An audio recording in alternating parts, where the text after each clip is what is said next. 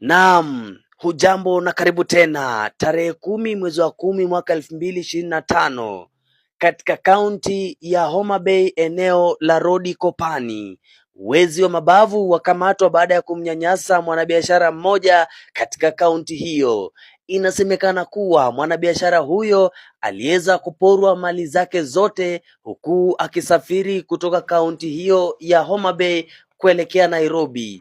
Isitoshe, mwanabiashara huyo alipata fununu kuhusiana na mama moja ambaye huwasaidia watu. Hata hivyo hakusita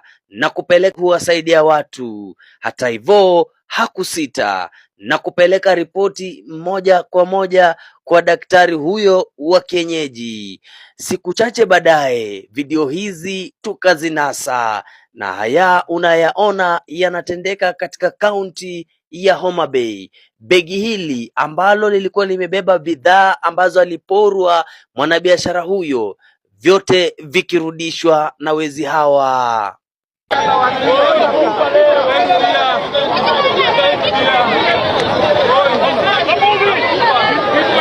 Vilio vya machungu vinasikika hewani kutoka kwa vinywa vya wezi hawa, huku wakiandamana moja kwa moja kulazimika kuelekea nyumbani kwa daktari wa kienyeji aliyewatuma nyuki hawa kwa kusudi la kuwanasa.